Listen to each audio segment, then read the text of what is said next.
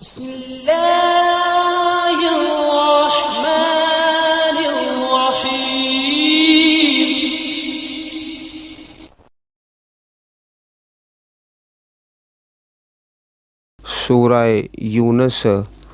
سورہ یونس کا رکوع نمبر 10، پارہ نمبر 11۔ وَلَقَدْ بَوَّأْنَا بَنِي إِسْرَائِيلَ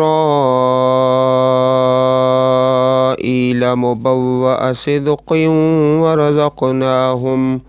وَرَزَقْنَاهُم مِّنَ الطَّيِّبَاتِ فَمَا اخْتَلَفُوا حَتَّى جَاءَهُمُ الْعِلْمُ إِنَّ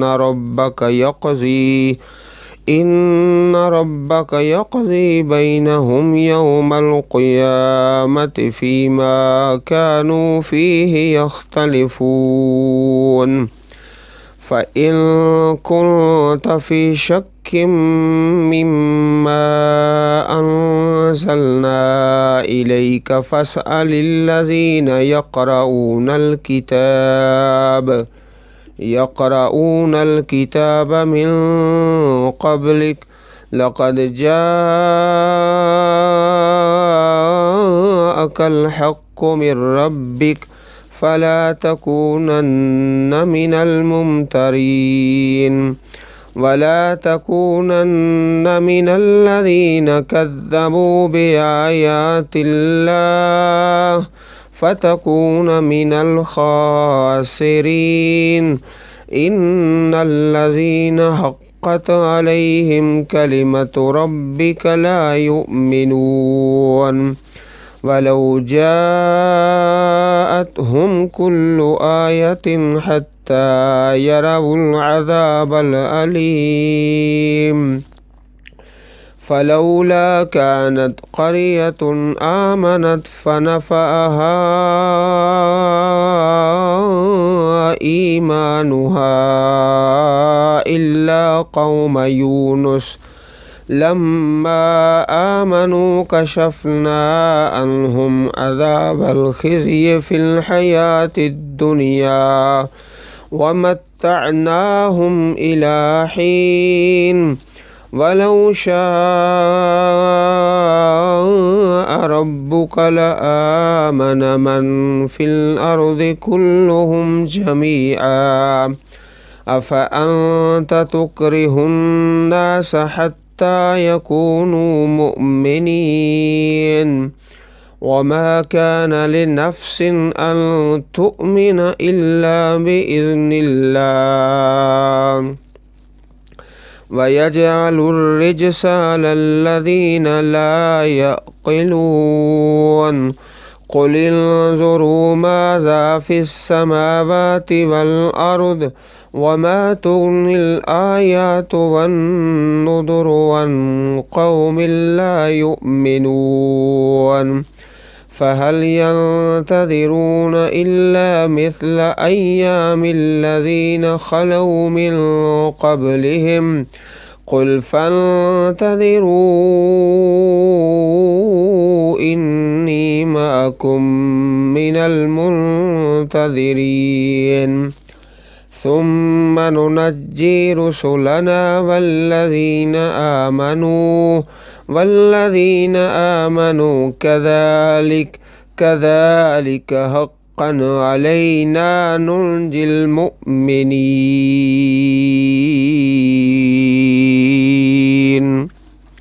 سورہ یونس رکوع نمبر 10۔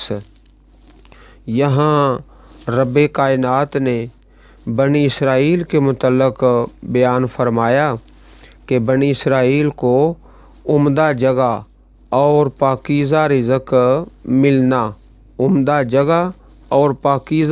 ملنا اللہ تعالیٰ کا پیارا فرمان ہے۔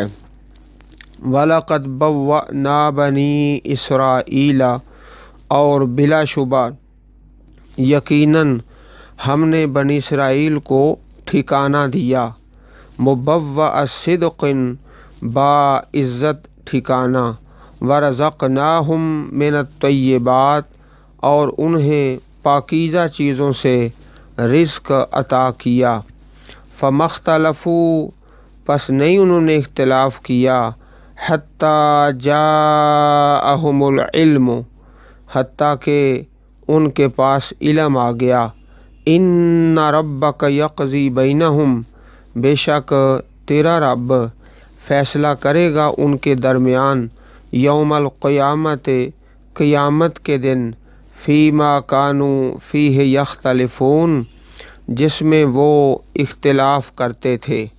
تو یہاں پر رب کائنات نے بنی اسرائیل کو عمدہ جگہ اور پاکیزہ رزق ملنے کا تذکرہ فرمایا ہے، اور اسی طرح سورہ الاعراف کے اندر رب کائنات کا پیارا فرمان ہے، وَأَوْرَثْنَا الْقَوْمَ الَّذِينَ كَانُوا يُسْتَضْعَفُونَ مَشَارِقَ الْأَرْضِ وَمَغَارِبَهَا، اور جو لوگ کمزور سمجھے جاتے تھے ان کو زمین کے مشرق و مغرب کا، جس میں ہم نے برکت دی تھی، الَّتِي بَارَكْنَا فِيهَا، جس میں ہم نے برکت دی، وَتَمَّتْ كَلِمَةُ رَبِّكَ الْحُسْنَىٰ، اور مکمل ہو گیا تیرے رب کا کلمہ اچھائی والا، علی بنی اسرائیل، بنی اسرائیل پر، بما صبروا، اس وجہ سے کہ انہوں نے صبر کیا،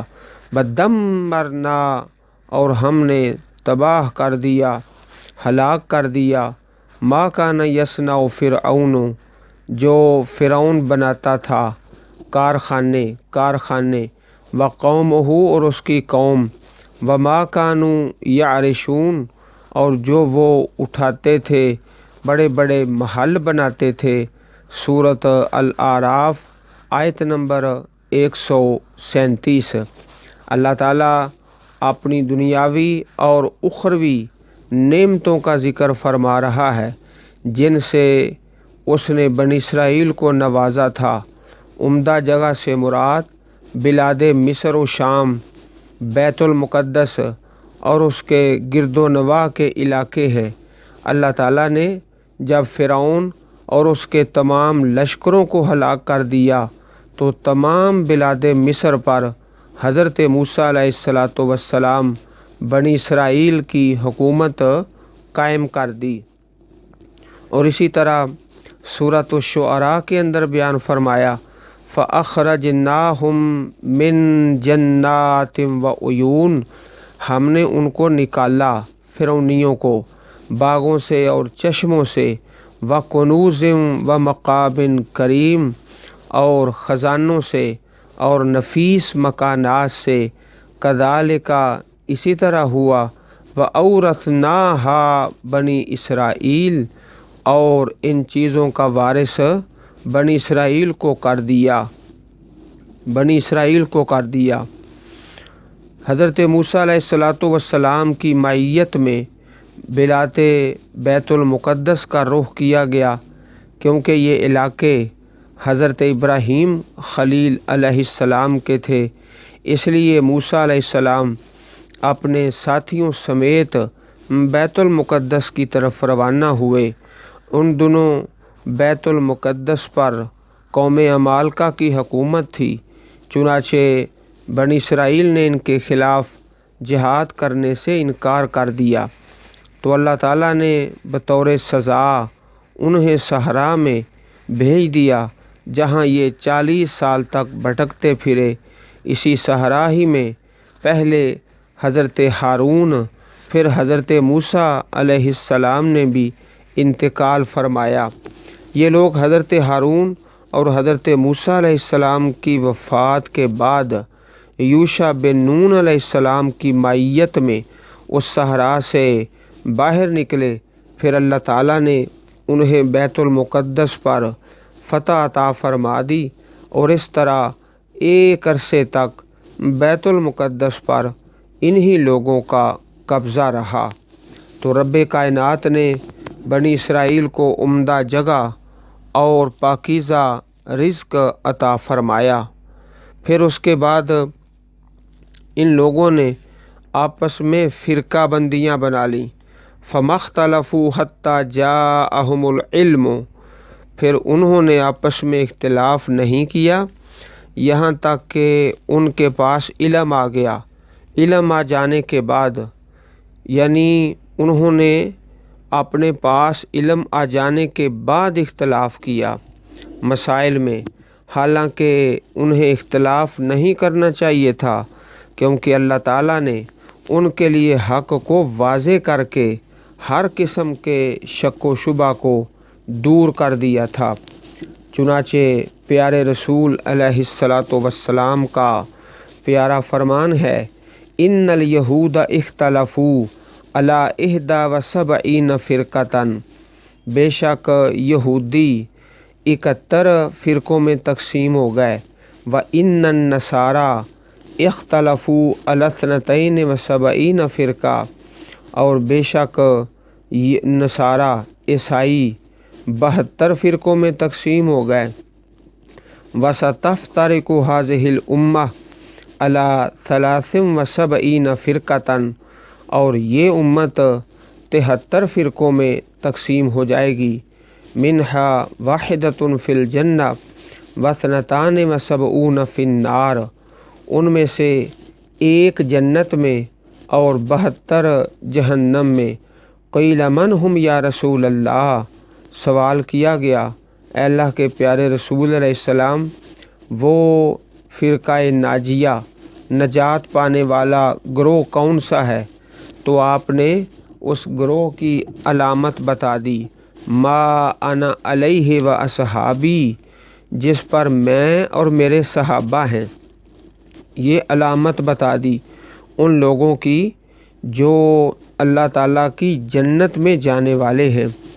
جامع ترمذی کتاب الایمان باب ما جاء فی افتراق هذه الامہ، حدیث نمبر 2641۔ اسی طرح یہ حدیث پاک دوسری احادیث کی کتابوں کے اندر بھی موجود ہے۔ تو بنی اسرائیل بھی فرقوں میں تقسیم ہو گئے، لیکن ان کی تقسیم کسی جہالت کی وجہ سے نہیں تھی، بلکہ علم آ جانے کے بعد انہوں نے غلط روش کو اختیار کیا اور فرقوں کے اندر تقسیم ہو گئے۔ فرقوں کے اندر جب تقسیم ہوئے تو اللہ تعالیٰ کی رحمت ان سے چلی گئی اور وہ اللہ تعالیٰ کے غصے کے حقدار بن گئے۔ لیکن یہ یاد رکھیں کہ ان کا اختلاف جہالت پر مبنی نہیں تھا، لا علمی پر نہیں تھا، بلکہ سب کچھ جانتے بوجھتے ہوئے وہ احبار و رہبان کو، اپنے علماء کو اور اپنے پیروں درویشوں کو رب بنا کر مختلف سیاسی اور دینی فرقوں میں بٹ گئے تھے۔ احادیث میں جو 72 فرقوں کا ذکر ہے ان میں صحیح کون تھا اور غلط کون، یہ فیصلہ اب قیامت کے دن رب تعالیٰ ہی فرمائیں گے۔ اور ہمارے لیے امت محمدیہ کے لیے نشانی بتا دی، ما انا علیہ و صحابی، جو میرا اور میرے صحابہ کا طریقہ ہے، جو اس پر چلتا ہے وہ جماعت حقہ ہے۔ فَإِن كُنتَ فِي شَكٍّ مِّمَّا أَنزَلْنَا إِلَيْكَ، پھر اگر آپ شک میں ہیں اس چیز سے جو ہم نے اتاری آپ کی طرف، فَاسْأَلِ الَّذِينَ يَقْرَؤُونَ الْكِتَابَ مِن قَبْلِكَ، بس آپ سوال کریں ان لوگوں سے جو کتاب پڑھتے ہیں آپ سے پہلے۔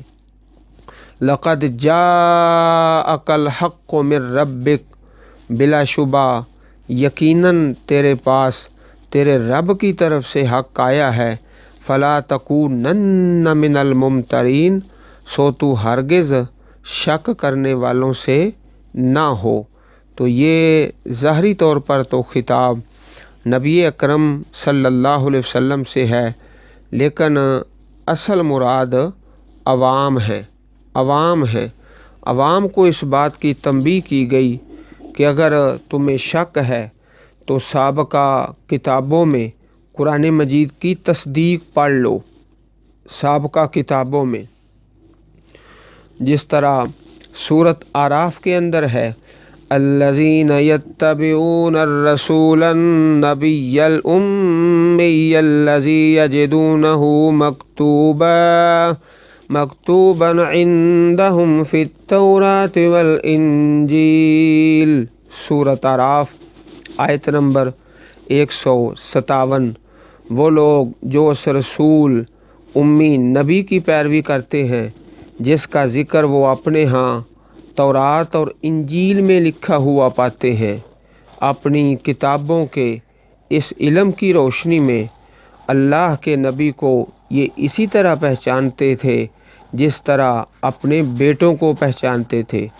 تو فرمایا گیا بظاہر خطاب نبی علیہ الصلاۃ والسلام سے ہے، لیکن اصل میں ہر انسان سے خطاب ہے کہ پہلی آسمانی کتابوں کا علم رکھنے والوں سے سوال کر لو۔ پہلی آسمانی کتابوں میں بھی تورات میں، انجیل میں نبی رحمت علیہ الصلاۃ والسلام کا ذکر خیر موجود ہے۔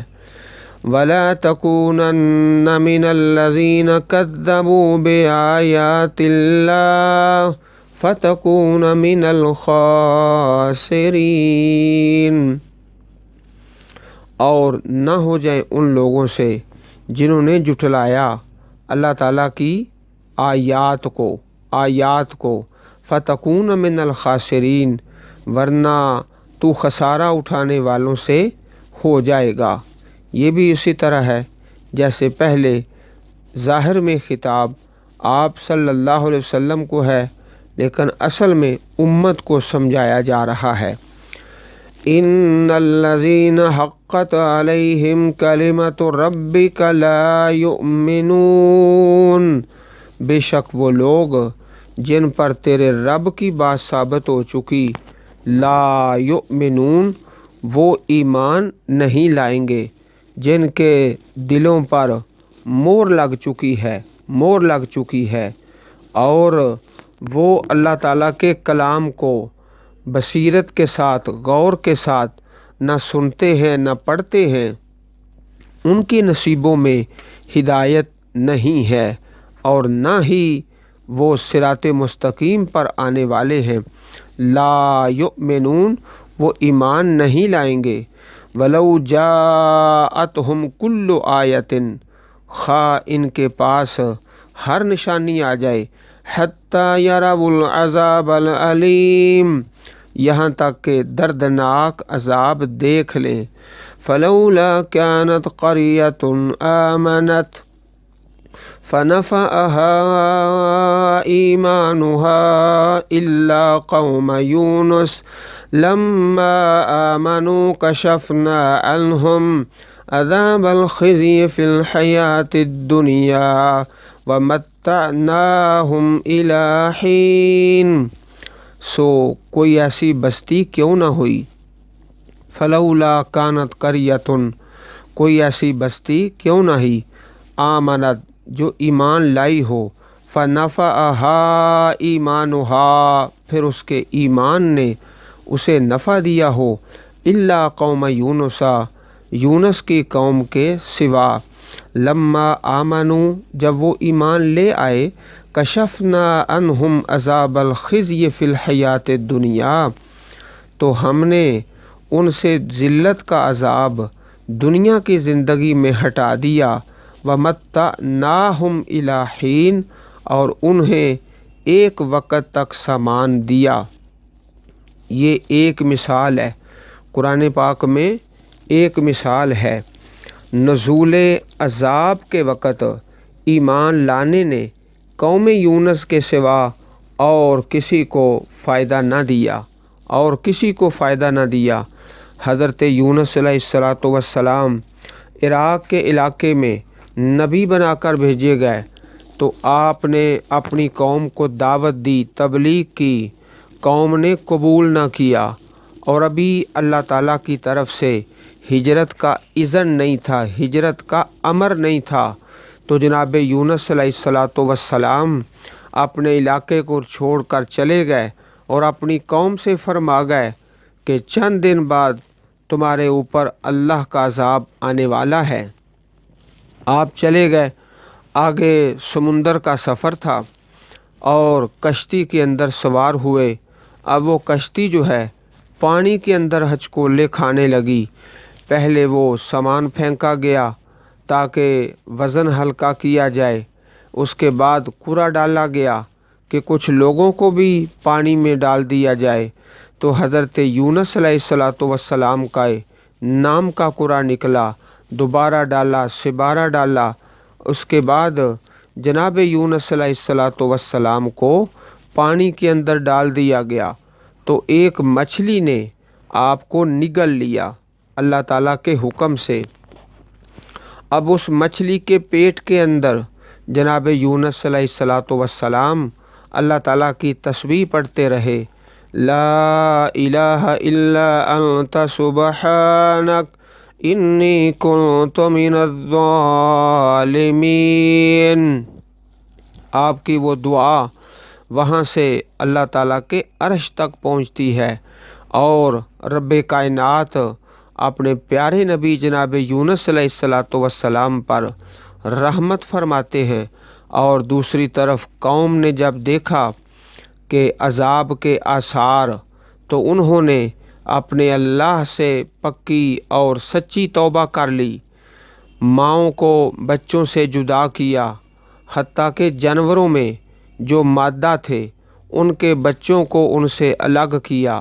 اب جو جانور ہیں وہ بھی روتے چیختے چلاتے ہیں، اور مائیں اور بزرگ اور بوڑھے اور بچے سارے کے سارے صدقے دل سے توبہ کر رہے ہیں، یا اللہ ہمیں معاف کر دے، ہدایت پر آنے کا پختہ وعدہ کر رہے ہیں۔ عزم بالجزم تو وہ عذاب الہی جو آنے والا تھا، اللہ تعالیٰ کی رحمت جوش میں آئی تو وہ عذاب ٹل گیا۔ یہ ایک ہی مثال ہے، پورے قرآن پاک میں ایک ہی مثال ہے جس کا یہاں تذکرہ ہے۔ فلولا کانت قریۃ آمنت فنفعها ایمانها الا قوم یونس، پھر کیوں نہ ہوئی کوئی بستی ایسی کہ وہ عذاب سے پہلے ایمان لائی ہو، پھر اس کے ایمان نے اسے نفع دیا ہو، سوائے قوم یونس کے علیہ السلام۔ لما آمنوا کشفنا عنہم عذاب الخزی فی الحیات الدنیا ومتعناہم الی حین، جب وہ ایمان لے آئے تو ہم نے ان سے دنیاوی زندگی میں ذلت کا عذاب ٹال دیا، اور ہم نے ایک مقرر وقت تک انہیں اس سے فائدہ اٹھانے دیا۔ تو یہ ایک مثال ہے قرآن پاک میں کہ اللہ تعالیٰ کی طرف سے جو پکڑ آ رہی تھی وہ معافی میں تبدیل ہو گئی جب قوم نے صدق کے دل سے توبہ کی، اور اللہ تعالیٰ نے ان کے دلوں میں یہ بات ڈال دی کہ اب ان کے لیے توبہ کے سوا اور کوئی چارہ کار نہیں، تو انہوں نے پھٹے پرانے کپڑے پہن لیے، جانوروں کو ان کے بچوں سے الگ کر دیا، اور 40 دن اللہ تعالیٰ کے سامنے فریادیں کرتے رہے۔ جب اللہ تعالیٰ کو معلوم ہو گیا کہ یہ لوگ اپنی سابقہ کوتاہیوں کی تلافی کے لیے صدقے دل سے توبہ اور ندامت کا اظہار کر رہے ہیں، تو اللہ تعالیٰ نے ان کے سروں پر منڈلاتے ہوئے عذاب کو دور فرما دیا۔ یہ اللہ تعالیٰ کی رحمت کا ایک ہی واقعہ ہے پورے قرآن پاک کے اندر۔ وَلَوْ شَاءَ رَبُّكَ لَآمَنَ مَنْ فِي الْأَرْضِ كُلُّهُمْ جَمِيعًا، اور اگر تیرا رب چاہتا تو یقیناً جو لوگ زمین میں ہیں سب کے سب اکٹھے ایمان لے آتے۔ أَفَأَنْتَ تُكْرِهُ النَّاسَ، تو کیا تو لوگوں کو مجبور کرے گا، حَتَّى يَكُونُوا مُؤْمِنِينَ، یہاں تک کہ وہ مومن بن جائیں، یہاں تک کہ مومن بن جائیں۔ یعنی اگر اللہ تعالیٰ چاہتا تو فرشتوں کی طرح جنوں اور انسانوں کی فطرت بھی ایسی بنا دیتا کہ وہ کفر اور نافرمانی کر ہی نہ سکتے، یا ان سب کے دل ایمان و طاعت کی طرف پھیر دیتا، لیکن اس طرح چونکہ جنوں اور انسانوں کو علیحدہ قسم کی حیثیت سے پیدا کرنے کا مقصد ہی فوت ہو جاتا۔ اس لیے اس نے اپنی مرضی سے ان کی فطرت میں یہ چیز رکھی ہے کہ وہ عقل سے کام لے کر چاہیں تو ایمان و اطاعت کا راستہ اختیار کریں، چاہیں تو کفر اور نافرمانی کا۔ افانت تکرہ الناس، کیا تو لوگوں کو مجبور کرے گا؟ یہ بظاہر خطاب تو نبی اکرم صلی اللہ علیہ وسلم سے ہے، لیکن اصل میں پوری امت مراد ہے کہ کسی کو ایمان پر مجبور نہیں کیا جا سکتا۔ دین میں کوئی زبردستی نہیں۔ اگر آپ کسی کو زبردستی مسلمان بنا بھی لیں تو دل کی کیا ضمانت ہے کہ اس میں بھی ایمان آ چکا ہے۔ نبی صلی اللہ علیہ وسلم کی ازراہ شفقت یہ زبردست خواہش تھی کہ اللہ کے سب بندے ایمان لے آئیں۔ اس لیے اس آیت میں آپ کو یہ کہہ کر تسلی دی گئی کہ یہ چونکہ ہونے والی بات نہیں، اس لیے آپ کیوں اپنے آپ کو رنج و کرب میں مبتلا کرتے ہیں۔ وَمَا كَانَ لِنَفْسٍ أَن تُؤْمِنَ إِلَّا بِإِذْنِ اللَّهِ، اور کسی شخص کے لیے ممکن نہیں کہ ایمان لائے مگر اللہ کے اذن سے، اللہ تعالیٰ کے اذن سے۔ وَيَجْعَلُ الرِّجْسَ عَلَى الَّذِينَ لَا يَعْقِلُونَ، اور وہ گندگی ان لوگوں پر ڈالتا ہے جو نہیں سمجھتے۔ اللہ تعالیٰ کے اذن سے ہی ایمان نصیب ہوتا ہے۔ نبی صلی اللہ علیہ وسلم کے چچا ابو طالب نوح علیہ السلام کا بیٹا اور نوح اور لوط علیہ السلام کی بیویاں، دیکھیں کہ ایمان قبول نہیں کیا تو ایمان اللہ تعالیٰ کے اذن سے، لیکن یہ تقسیم بھی منصفانہ ہے۔ ایسا نہیں ہے کہ یہ غیر منصفانہ تقسیم ہو، بلکہ لا یعقلون، جو عقل نہیں کرتے ان کو ایمان نصیب نہیں ہوتا، اور جو عقل کرتے ہیں ان کو ایمان نصیب ہوتا ہے۔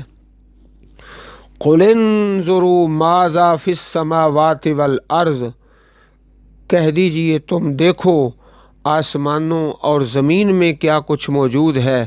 وَمَا تُغْنِ الْآيَاتُ وَالنُّذُرُ عَنْ قَوْمٍ لَا يُؤْمِنُونَ، اور نشانیاں اور ڈرانے والی چیزیں ان لوگوں کے کام نہیں آتی جو ایمان نہیں لاتے۔